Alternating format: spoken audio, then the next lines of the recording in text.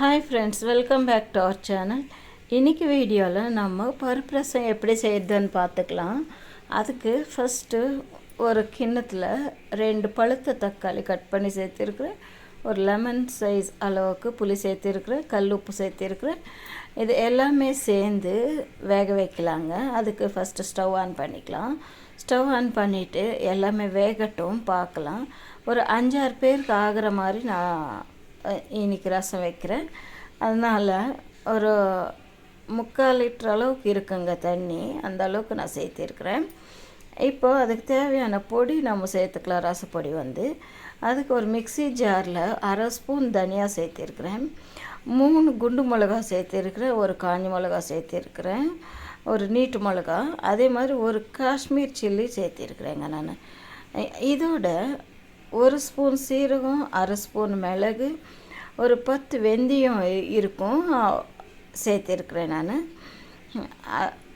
மற்றபடி ஒரு 10-15 கருவேப்பிலையும், அதே மாதிரி 15 பல் பூண்டு சேர்த்துக்கலாம்.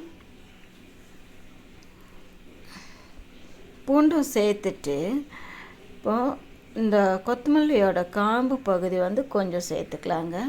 நம்ம அது நிறைய யூஸ் பண்ணாமல் கொஞ்சம் வேஸ்ட் பண்ணிடுறோன்றதுனால நான் இதில் வச்சு அரைச்சிடுறேன். இப்படி அரைச்சி சாப்பிட்டோன்னா கொஞ்சம் நல்லா இருக்குன்றதுனால, சாப்பிடாதவங்களும் சாப்பிடுவாங்க அப்படின்றதுனால நான் அப்படி சேர்க்குறேன். அவ்வளோதான். அரைச்சி செப்ரேட் பண்ணி வச்சுட்டு பருப்பும் நான் வேக வச்சு செப்ரேட் பண்ணி எடுத்துட்டேங்க. குக்கரில் 50 கிராம் பருப்பு, 1/2 ஸ்பூன் எண்ணெய், கொஞ்சோண்டு ஒரு சிட்டிகை மஞ்சள் தூள் போட்டு அரைச்சி நல்லா பருப்பு நல்லா கடைஞ்சி எடுத்து வச்சுருக்கிறேங்க நான். இல்லைன்னா ஒரு 7-8 விசில் விட்டிங்கன்னா நல்லா குழஞ்சி வெந்துடும். அப்போ நம்ம கடைய தேவையில்லை. இது எல்லாமே இப்போ ரெடியாக இருக்குது. புளியும் வெந்துச்சு, அதுவும் எடுத்து வச்சுருக்கிறேன். எல்லாமே ரெடியாக இருக்குது. இப்போ தாளிப்பு பார்த்துக்கலாம். தாளிப்புக்கு 2 ஸ்பூன் எண்ணெய் சேர்த்துட்டு 1/2 ஸ்பூன் கடுகு சேர்த்துக்கலாம். சேர்த்துட்டு 4 காஞ்ச மிளகா சேர்த்துருக்குறேன். கருவேப்பிலை சேர்த்துருக்குறேன். இப்போ அரைச்சி வச்சுருக்கிற பொடியும் சேர்த்துட்டு ஒரு சிட்டிகை மஞ்சள் தூள் சேர்த்துக்கலாம். அதே மாதிரி நம்ம பெருங்காயம் கட்டி பெருங்காயம் தான் ஒரு சின்ன துண்டாக நான் சேர்த்துக்கிட்டு இருக்கிறேன் தாளிப்புலேயே. இது எல்லாமே கொதித்து வரும்போது நம்ம அதை கரைஞ்சிடும்ன்றதுனால நான் அப்படி சேர்த்துட்டேங்க. இந்த ரசம் ஏதாவது ஒரு பொரியல், காய் பொரியல் இருந்ததுன்னா அது கூட இந்த ரசம் வச்சு சாப்பிட்டுக்கிட்டோன்னாலே சரியாக இருக்கும். சூப்பராகவும் இருக்கும்.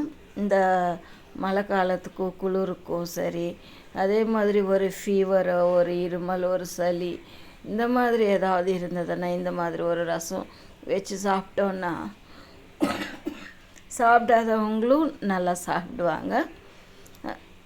இந்த ஏதாவது உடம்புக்கு முடியல அந்த மாதிரி டைமில் நமக்கு சாப்பிடவே தோணாதுங்க. டைஜஷன் ஆகாது, சாப்பிட பிடிக்காது. அந்த மாதிரி இருக்கும்போது இந்த மாதிரி ஒரு ரசம் வச்சு சாப்பிடுங்க. நல்லா டைஜஷனுக்கு ரொம்ப நல்லது. இப்போது புளி தண்ணியும் அதே மாதிரி அந்த தக்காளியும் நல்லா பிசைஞ்சு உள்ளே சேர்த்தாச்சு. சேர்த்துட்டு வேக வச்சுருக்கிற பருப்பும் சேர்த்தாச்சு. இது எல்லாமே நல்லா வெந்து நுர கட்டி வரட்டும், பார்த்துக்கலாம்.